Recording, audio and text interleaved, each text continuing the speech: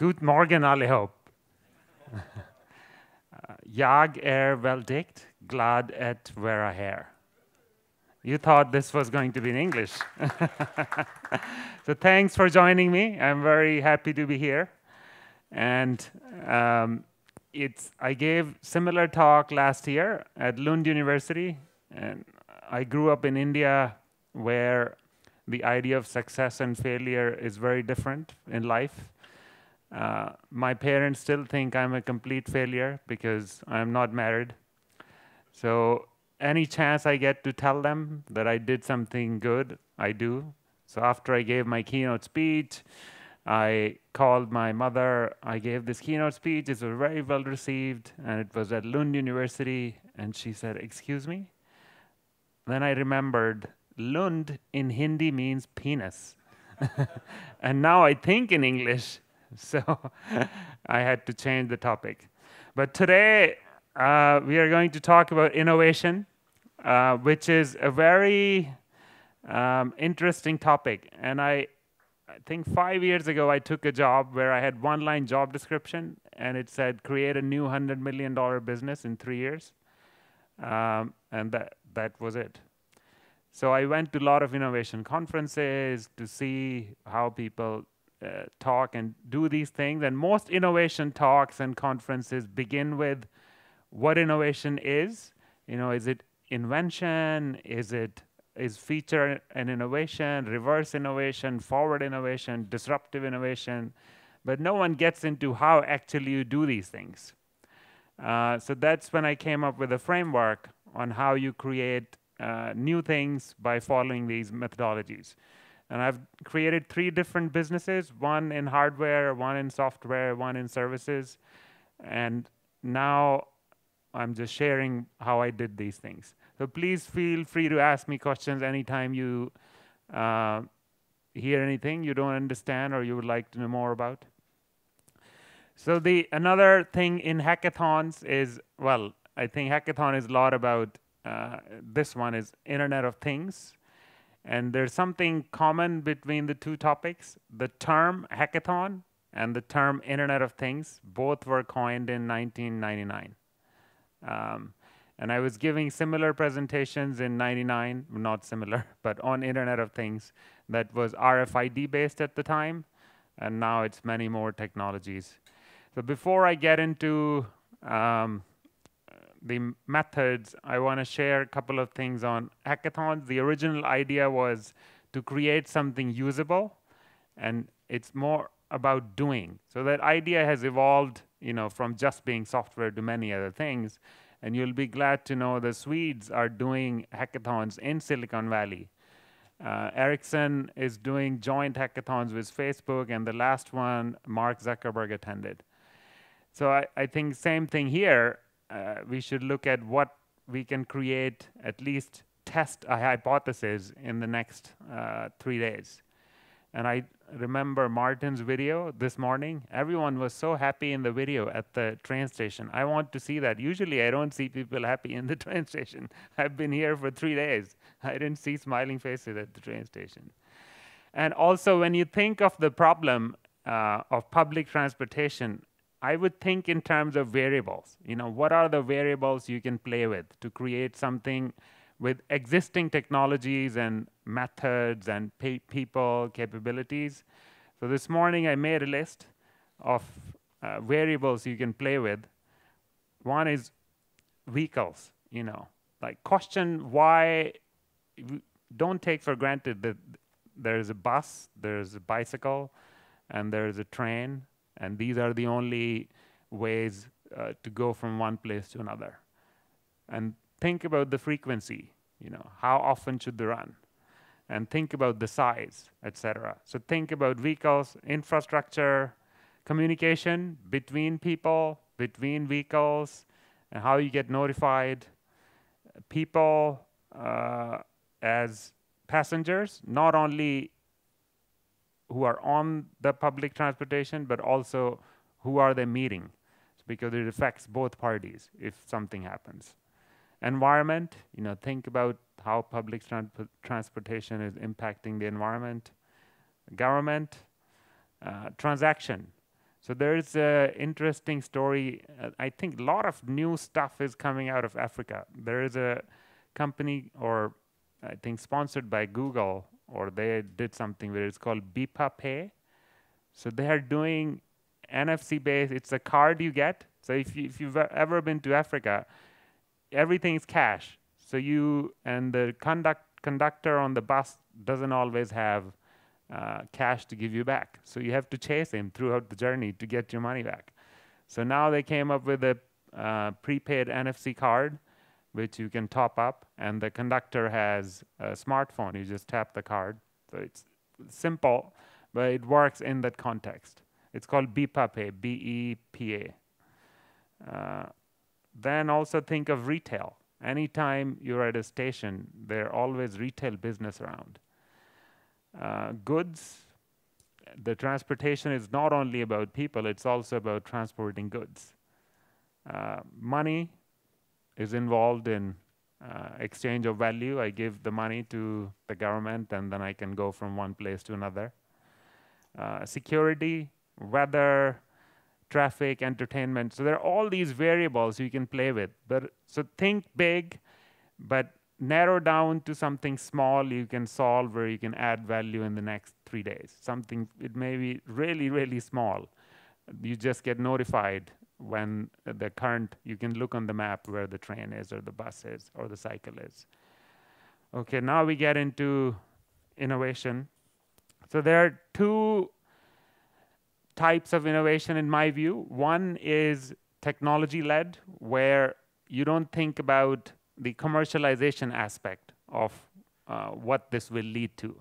So you think about solving technical problems.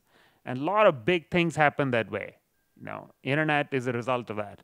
Mobile phone is a result of that. But these things are, you know, they take a long time, and usually the governments, the big companies, universities, projects, they are the ones, I think, better suited for these technology-led innovations. And the other is what I call customer-led innovation, where you're trying to solve a problem. You are addressing a need. I think this is what's happening today or next 3 days. You're trying to solve a problem. So let's see how we do that. I think there are 3 ways how you can solve customer problems, especially in the technology sector. The first one is what I call BRC, or break the Rubik's Cube. And I tried to keep the vocabulary very down to earth. I'm not using big word, disruptive, reverse, forward, etc., etc. So everyone knows what a Rubik's Cube is. Yeah. So if all technologies or all products are made up of sub-technologies, you look at anything, you can always break it down to, you know, what's in it. Like, look at this laptop. It has a processor. It has a graphics card, display. Everything's made up of something else. All products use. So think of all products are made up of 6 subsystems or technologies, and everyone has a different color. And what you can do is take, you know, let's imagine you take one technology from one existing product and another, and you put them together. You can create something brand new. So for example, if you take from the Rubik's Cube all yellow cubes from 6 cubes, you can create a yellow cube. And iPhone is a great example of that. You know, everything that's used in the iPhone, in the first iPhone, was existing in other parts of the industry or other parts in the tech world. They put it together in a way and created a user experience which was really unique. And now I think still no one has caught up to how good the iPhone is. So let's look at another example. Let's see if you take, sorry, I'm not used to the PC. Oh, oh, arrows. Okay, if you take Rgb camera, that's red, green, blue. It captures 3 different color streams separately. That's the Hubble telescope. So it was used in Hubble telescope, I don't know, like 20 plus years ago. And if you take a microphone array from your conference room, if you take infrared projector from a military tank, so that gives you ability to see in the dark. And you take a video recorder that has the ability to capture a video stream. and you take a motor, what do you get? You combine them together and you have Microsoft Kinect. That still holds the world record for the fastest selling consumer device ever. They sold 8 million units in the first 60 days of launch. So you see, so all that technologies are used were existing already. They put them together in a way and created a new way to interact when you're playing a game. So you don't have to hold anything in your hand, and that has spawned many other things. But when it was put together, they were trying to solve a problem of how you create a new way to interact with the game and how you differentiate in that space. So all innovation is about, or in the customer world, you're creating differentiation, you're solving a problem, you're creating revenue, or you're reducing cost.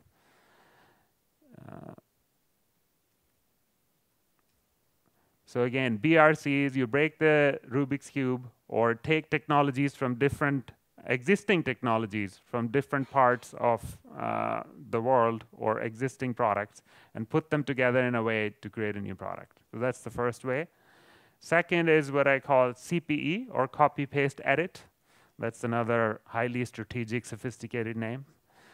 So there, the idea is you take one product and you add it with another, and you have a new product or new innovation or something new. I mean, that's what innovation is. It's something new. And sometimes I get the question, okay, what if you add some more clear difference between BRC and CPE? So BRC, you're combining things which have never been combined together. But if you take an existing combination of things that exist and you just add one more thing, that's CPE. Or you take two separate things and you put them together. So, and a lot of things happen this way. You look at the camera and you combine it with a phone, you have a camera phone. And I've been studying innovation and in this space for a long time. Before you had the social media, Facebook, etc. sites, the fastest adopted technology in mankind was camera phone. There was nothing adopted faster before. And before that, it was DVD players. So when you look at how things get adopted, these kind of innovations where people are used to two things and then you can get them together usually works. And another good example I always like is motor. You see motors everywhere now. My razor has a motor. And that creates, differentiation. Like now, even if, if I buy a razor without motor, I feel like something's missing because I'm so used to it. This is just one example. You could you could add many things to certain technology or product and create a brand new product. Another example is displays, where I think some of you may remember the vending machines, the ticket machines. It used to be all coins. There was no display. And now you have displays in, backseat of the car, and backseat of the plane. And you may remember flying on the plane there was a big screen, and then and you didn't have any choice. Now you have your own TV on back of, in front of your seat, on back of another seat. So adding displays has created this huge ecosystem or new value in the world which did not exist before. But my favorite example is wireless or mobile technologies. So this is called Philips Hue. It's a $200 light bulb, and it basically, you can connect wireless connectivity or add a radio to anything, and that becomes connected to the internet. And what I can do with my connected light bulb is, let's say I go to Saint-Tropez for a holiday and I take a picture of the sunset and I really like that color. I can go to my app and then I can pick that exact color, and then my room becomes that color. So it has 1 million plus combinations of colors you can use. So you could be very exacting And then it has geofencing. When I go home, the light switches on automatically. And when I leave home, the light switches off, and it knows when it's daytime, when it's nighttime. So and it's just a light bulb. I mean, the current cost is $200. So think what is possible. Where else can you add this? And when we talk about Internet of Things, it is basically adding a radio to current things. And then, but it has to be valuable to users. So this is valuable to me, and it may not be valuable to others. But the idea is you created something new by just adding a radio.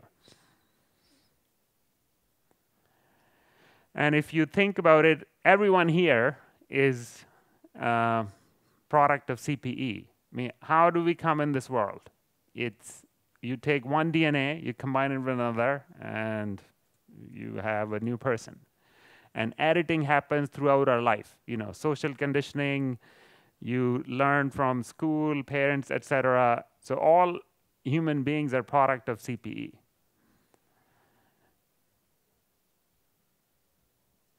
And the third way is actually the first. If you look deeper into technology, how things get evolved, what gets adopted, how things are made, those first two will explain most of things in tech. There's third way, what I call inverted Rogers model. Everett Rogers was one of my heroes. You may have seen this curve, the S curve of technology. It's also called Rogers curve. He came up or first noticed this phenomena, how things get adopted, and he studied everything. The diversity was so great, it sometimes I still find it unbelievable.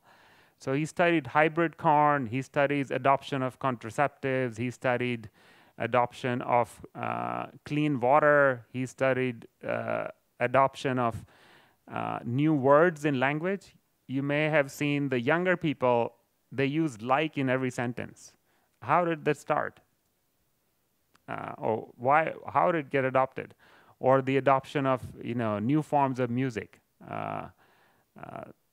jazz or reggae. Right? So he studied all these things, anything new, and he found anything that gets adopted widely has 5 attributes. So let's look at what they are. And I call it inverted Rogers model. And I came up with this because I thought if these 5 things are present in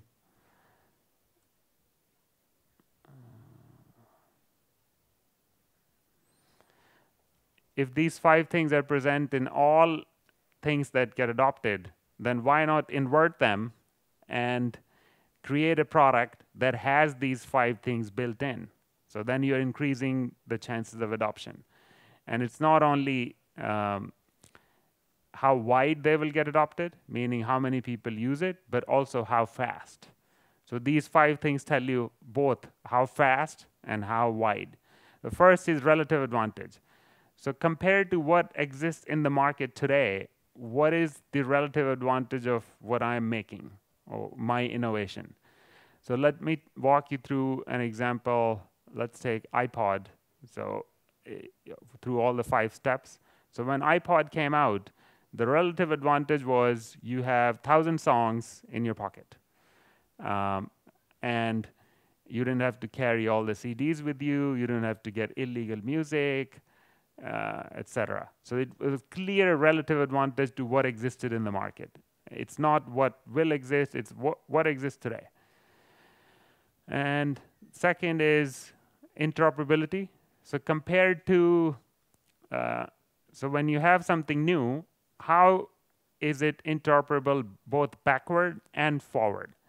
So it's not only the product, but also it could be the brain, an idea. Let's say, if you have an ideology that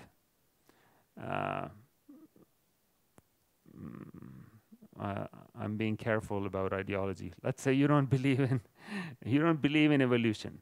Well, half of the Americans don't, but here I think you're more enlightened.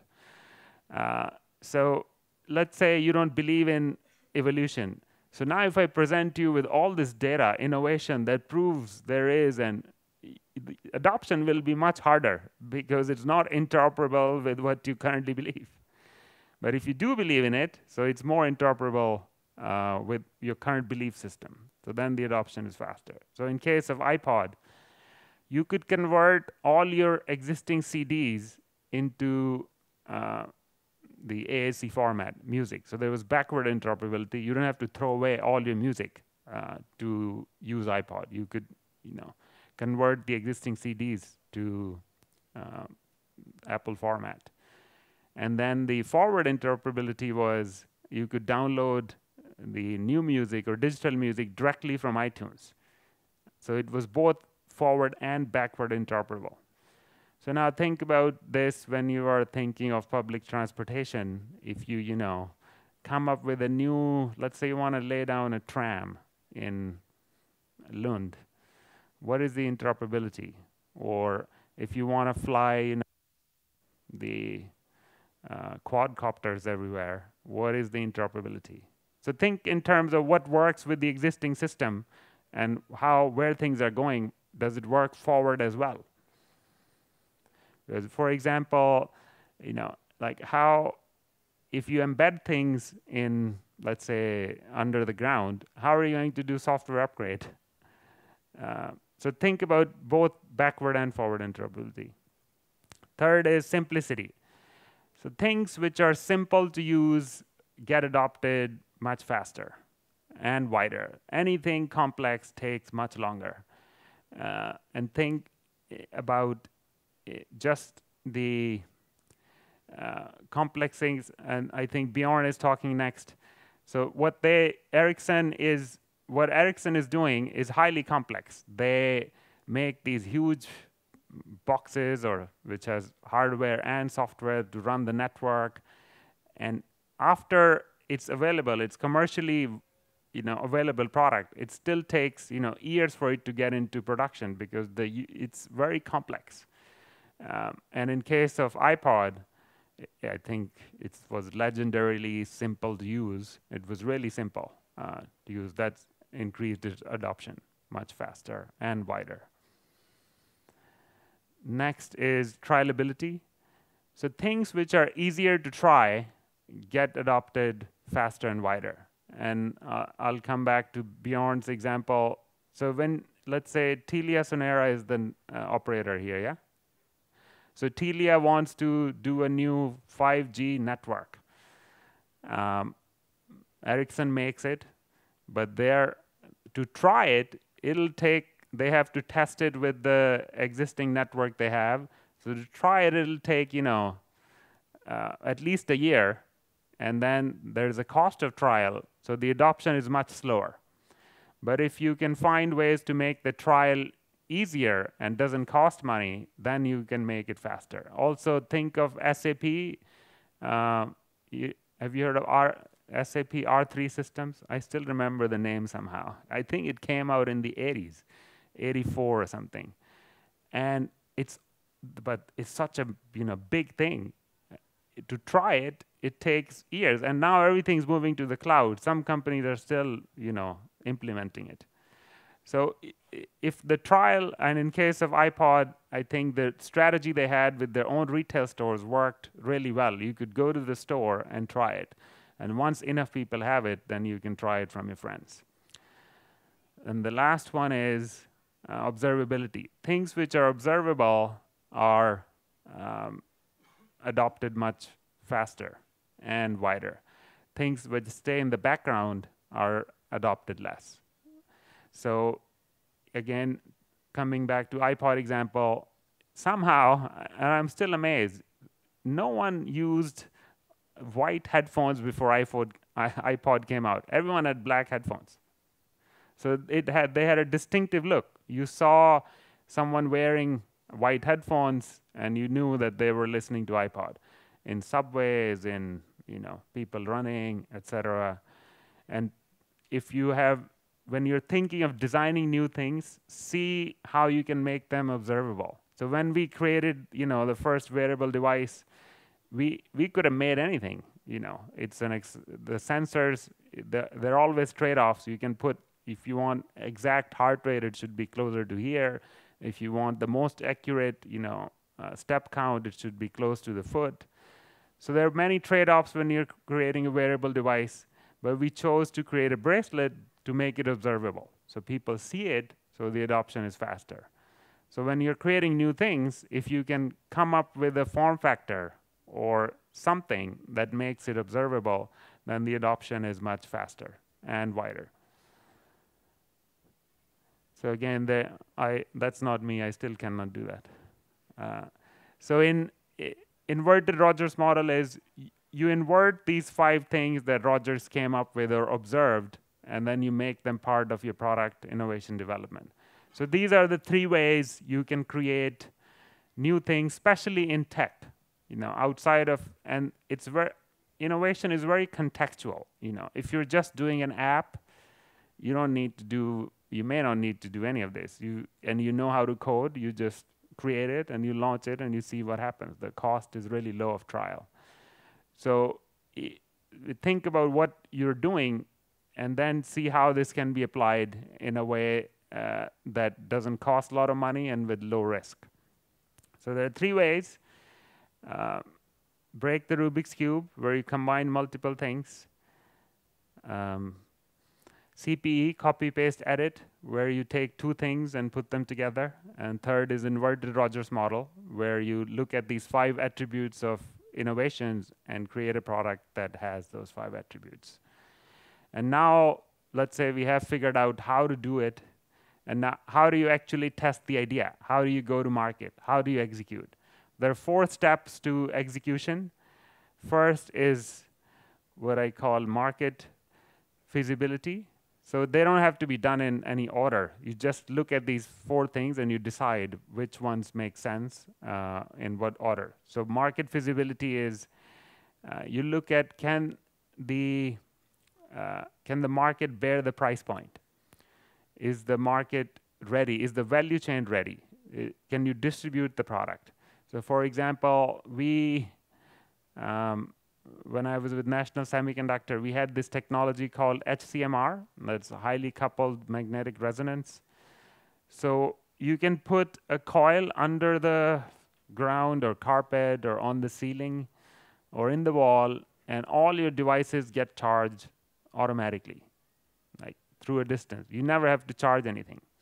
Yeah, I mean, who wouldn't like that? There were no, health concerns, but the market wasn't ready because the cost of doing all that didn't justify you plugging in your phone. Although number one problem still in the mobile world is battery life. But we have a solution, but the market is not ready. So you figure out when the market is ready, and then how are you adding value throughout the value chain? Because these days, everything is about ecosystem. Like, not everything, but a lot of things, you have to work through an ecosystem. Even if you, let's say, create a product and sell it on Amazon, you have to figure out the packaging, you have to figure out marketing, you have to work with different people to make your product go to market. So think in terms of, is the market is ready? Is the value chain ready? Yeah. Let's say I come up with something really cool, and the only way to distribute is through a retail store. And the retail store, Apple, you may not know this, keeps 40% of the retail price as their margin. So like if I come up with something that's $100, they'll keep $40. So if you don't have that much margin, how are you going to distribute? So think about market feasibility. And then next is technology feasibility. Here, there's a difference between when an engineer thinks a technology is ready versus when a consumer thinks it's ready. And I am an engineer, so I can say that.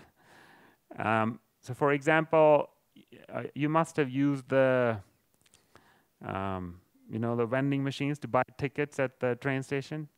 And the touch interface is not very accurate, and there's a delay. So an engineer would say, yeah, it's ready. People are just stupid, or like, why don't they get it? We had this touch ready for a long time. and you use the touch on your phone now, I mean, there's a big difference. But when you're creating something, you just want to believe that it's great and it works. But you get feedback from actual users on if they think it's ready or not. And there's a common misperception that you shouldn't ask people what they want because they don't know what they want. Need always follows availability. Yeah, I mean, think about who, at some point, no one wanted clothes. Everyone was walking around naked. And now it's a need. Now everyone wears clothes. So there, the feedback, Henry Ford once said, you don't ask. If he had asked people if they wanted a car, they would have said, no, they want a faster horse. So the need is not the car or the horse. The need is faster transportation. So you have to drill down to the basics. What is the core at human need that you're addressing? And there you see people want fast, people want interactive, etc. And let's say, can you source all the parts? If you're using Brc or Cpe, you're basically getting parts or code or things from other places. Do you have ability to get the parts? Let's say I come up with a new phone, and that's this small, and I can put it in my ear, so I don't have to carry a phone. What do you need for a phone? You need a CPU or apps processor. Where are you going to get that? Well, let's say Qualcomm, they have most of the market. Why would Qualcomm give you, initially you won't have a volume of 100 million, you may make 100,000. How are you going to source that part? So I mean, think about, that's all part of technology feasibility. Another example we had at National was, we had this Pico projector, which was ready, but there was no availability of green laser. You couldn't buy green laser anywhere, or it was super expensive. So you can't launch it because there's no green laser. And if you check that, before you spend $30 million, then you save a lot of money. After you've spent $30 million, then you figure out, oops, there's no green laser. So that's why these are part of figuring out how to go to market. So like these are steps you check. And the third one is rapid prototyping. Sorry. You see the interoperability of PC and me is not there. Still. This is also a very misunderstood concept. People think of a prototype as like a lesser version of the product. But in reality, you are testing the hypothesis. Yeah? Let's say you come up with an idea of creating, let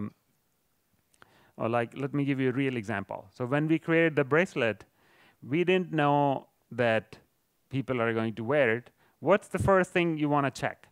You want to make sure people wear this. Are they willing to wear it? So the first prototype had no electronics in it. We just created a band, and then we had to figure out what kind of material will work. So we gave it to high school students to see, are they willing to wear it? Something that is related to health. We explained them, and we found out they can. So that was prototype, but it had no electronics in it. You're always testing something with the prototype. So then we created another prototype where we just tested, will they wear something without a screen? I didn't want a screen because I want it to be different than the watch. Okay, then we tested that theory. Now, will they have LEDs? I mean, do they look like geeks, or like, are they willing to have LEDs? And we learned, okay, it depends how they're shaped and what's the story. So you can have these multiple prototypes where you're testing different ideas, and then you combine them, and then you test the core of, let's say, when all these things come together. So what that does is helps you eliminate the idea or innovation if it's not ready without spending a lot of time and money. Let's say people did not want to wear this bracelet, then I could have stopped it right there. I didn't have to spend all this money in going forward with the idea. So always think of, okay, what are the exit points in this, what you can test with doing a prototype, and it doesn't have to have all the features. And the last one is customer validation. This is only valid in the B2B world. In the consumer world, you find out pretty fast. But in the B2B world, you need to have the customer ready. And it's so, you learn this only by doing sales. I didn't, when I had only worked in headquarters, everyone says always listen to customer, et cetera, et cetera. And then you have a new idea. Let's say I am working for, let's take Ericsson again.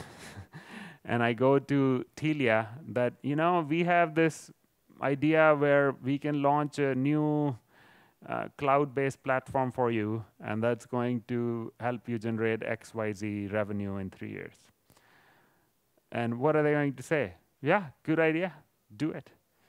And you get really excited. Wow, Ericsson really liked it. You have big meetings, you celebrate.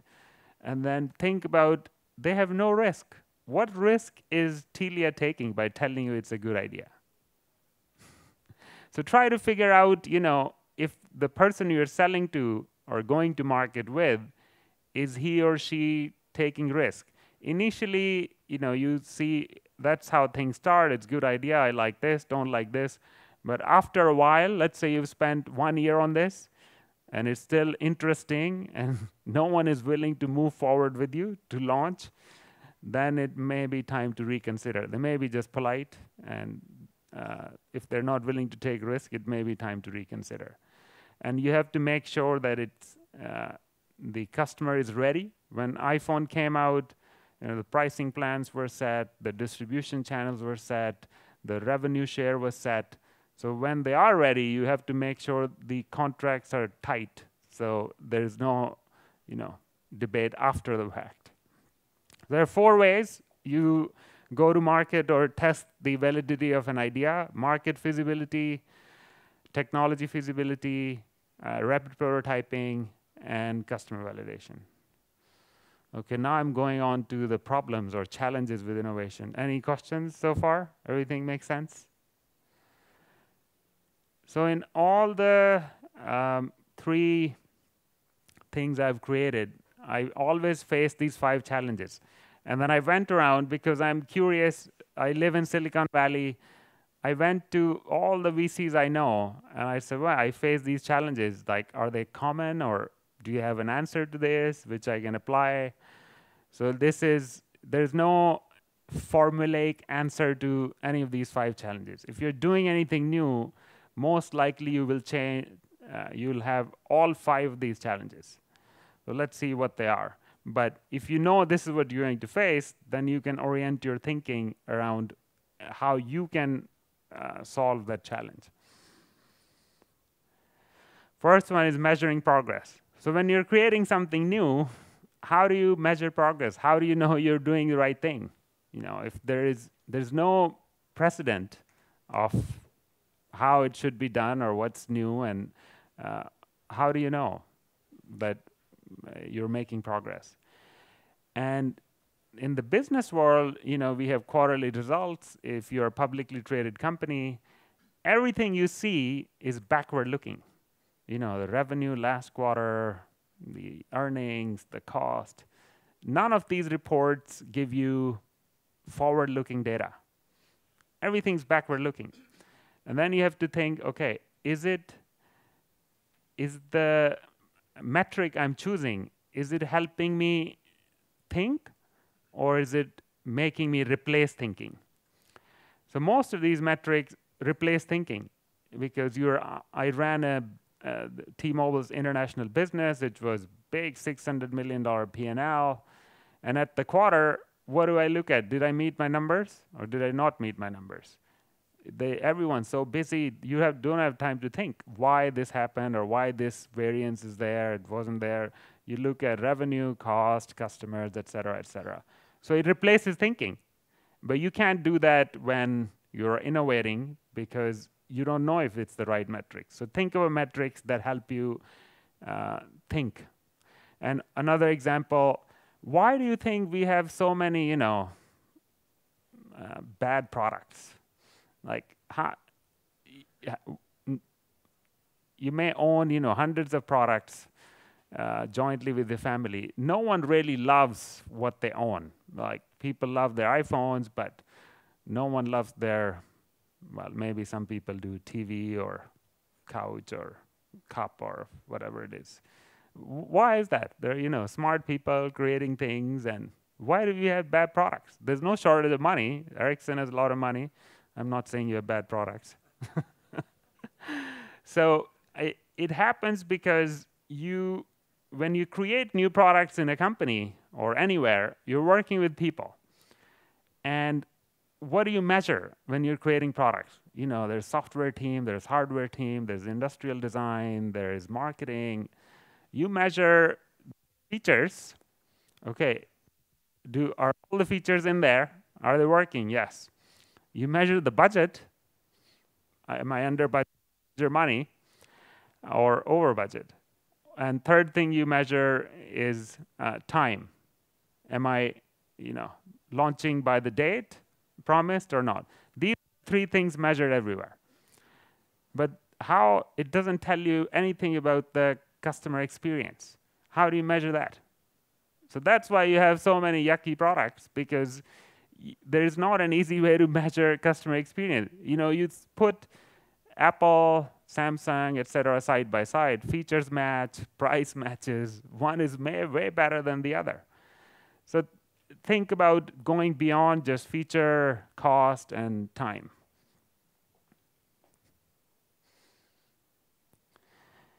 Then how do you know you have the right team? When you create new things, you have to get people who have some domain knowledge in that space, or who you have the chemistry with. So what is the right combination? You can hire generalists. I'm more of a generalist. Or you can hire people who have depth, PhDs in whatever you're making. Let's say you're making, the new vehicle for Malmo.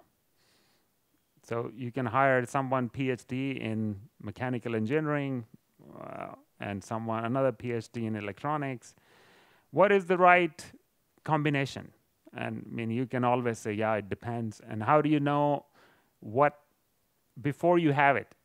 After you have the team, then of course you see if it's the right team or not. But before you have it, how do you know that this is the right team? So I add this. I'm a big fan of Warren Buffett and Charlie Munger. I go to Omaha every year. I live in Palo Alto, but I go to Omaha every year to attend the Berkshire meeting. And I ask them this question, because I made mistakes in hiring people. And how do you figure out, like, if you're hiring the right person? So they said, they know what you're looking for, so they can bullshit, and you can't really figure out in an hour. So they look for 3 things, which are intelligence. It depends what the specificity is. But if you are intelligent, then you can adapt easily. Any job you get to changes in these days, especially in innovation, you have to do more than one thing. So if you're intelligent, you can learn fast and do the new thing. Then you want energy. You may be really smart, but you may be lazy. You don't want to do anything. Third thing is integrity. So you should be able to trust the person. If he may be smart and he may be have high energy, but if you can't trust the person, then it's not a good fit. So I don't have the answer to these 5 things, but these are the challenges you'll face. So then you have to find your own way, what works for you. And then third is influencing the ecosystem. How do you influence the ecosystem? I think I touched on this at the previous, when you're going to market. Is there a way, because you have to see how your product goes to market, how many hops it has to go through. So for example, if you're a semiconductor company, you have to think of the OEM, let's say Samsung, But before that, you may be going on a reference design. So let's say the reference design comes from Qualcomm. How do you get there? Then you have to think of Android because they have the developer ecosystem. Your chip has to work with the apps. Then you have to think of retail. Then you have to think of consumer. How do you influence all these hops? And here in case of public transportation, think of the entire ecosystem. You know, you have the government, you have the environment, you have consumer, you have retail. Do you have the ability to influence the ecosystem? And can you build things in your innovation that'll help you influence the ecosystem? And fourth is right timing. How do you know the timing is right? Like, this is the right time to launch the wearable device or iPad or whatever it is. So how do you know before you actually do it? So this is tough. There's no, I mean, you test the market. There are ways to test the market, but I think you can invert it and use it to your advantage. And that is, like, figure out when is the right time to give up. So for example, LEDs, in the bulbs, they have been commercially available since 1965, and still their penetration is less than 20%. So if you are the person who is in charge of that business in 1965, how long do you wait? Like, you wait 50 years for it to become a big market? You wait 3 years, or you wait, 1 year? So invert that and see how you can, when is the time to give up? But it's very, like, if there's no market, or if it doesn't pass those 4 tests or 4 steps, then it's best to give up. But people develop this consistency because you tell everyone, I'm going to do this, and then you just start ignoring data that's not in the favor. So figure out, you need intellectual honesty if you are actually creating new things, because it's very easy to get lost in your own story and you just don't see the evidence. If you're not intellectually honest, then you go really far with something when it's really difficult to push back or get out of it. So make sure you set expectations accordingly, and when it doesn't work, then you are able to switch it off. So I told you the job description was create a new business. So I tried 15 different projects or ideas or innovation. Out of 15, only 2 went to market because I cut them if they didn't meet the criteria. And that is still a high number.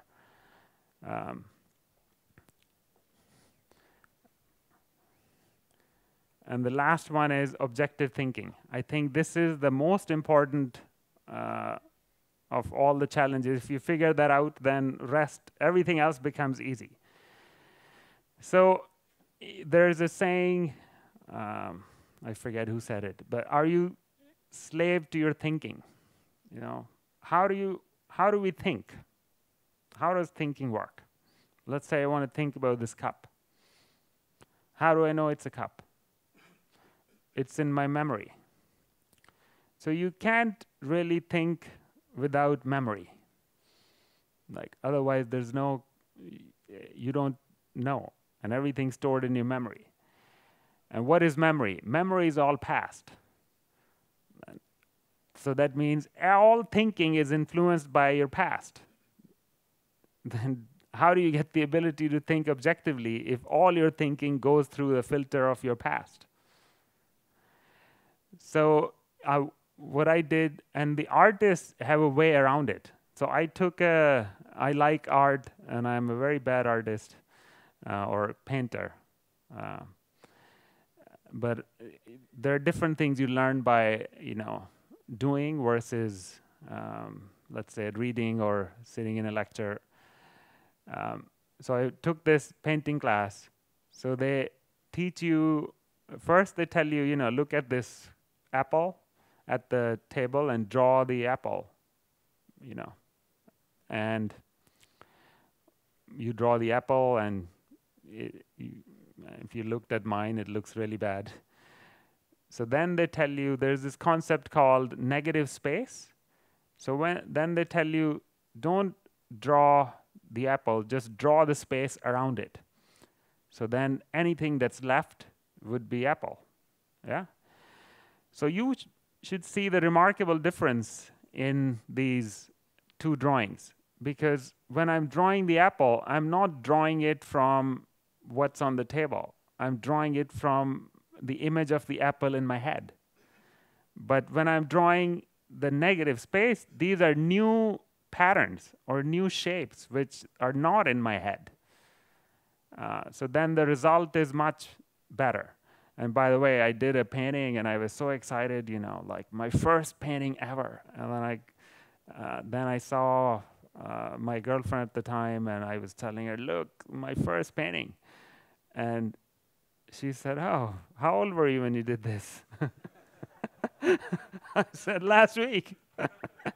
So I don't have a career in painting.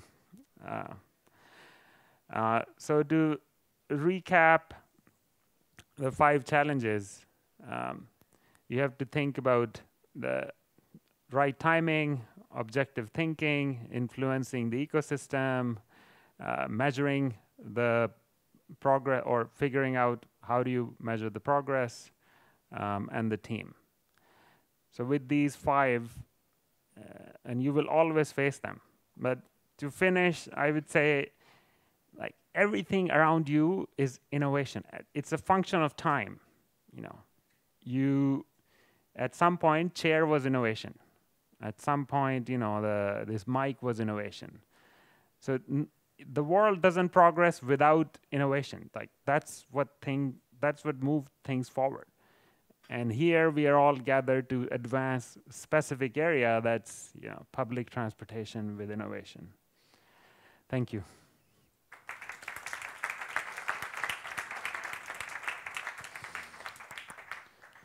Do we have time for questions? Yeah, we have about 4 minutes for some questions. So does anyone have a question in here for Chander? Either I was really good or really bad. Yeah. No, I was just curious to hear what 2 products that you developed. One was the first consumer wearable fitness device.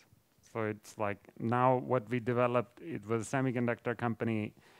So you have to create the market. So what we developed is used in Nike, Jawbone, all the wearable things you see, the components. And the second was it's called FSC. It's a display technology that came out in the, what was it called? Oh yeah, the new Sony PSP, not new, but at the time, they not outsource, but they get the display from Sharp. So we sold it to Sharp, the display driver, and that is now out with Sony PSP. So setting up a good team seems to be a big challenge, but do you see any increase in innovation due to the social networks that's been built up, and is it easier to kind of find the right team members nowadays compared to before, or? Relatively, yeah. I mean, it's always tough when you're creating new things. So like, now you have this ability to get people from other countries or get work done in other countries. And 10 years ago, it was much more difficult. You have these, you know, Odesk, Elance, like things where, but it has to be tightly defined work. That's not really like a team. But there are immigration issues, which in the US are now, let's say, not helping. So there's a visa program called H-1B where they get 65,000 people every year. And the whole quota gets filled up on first day. So April 1st is when you can apply. So they get more than 65,000 applications on day 1 because there's so much demand for especially software engineers. And if you don't get, like, then it's a lottery system. Let's say 65,000 seats and there are 200,000 applications, it's just lottery. But I may be old-fashioned, but I still like the physical proximity when you're working in a team when it's new.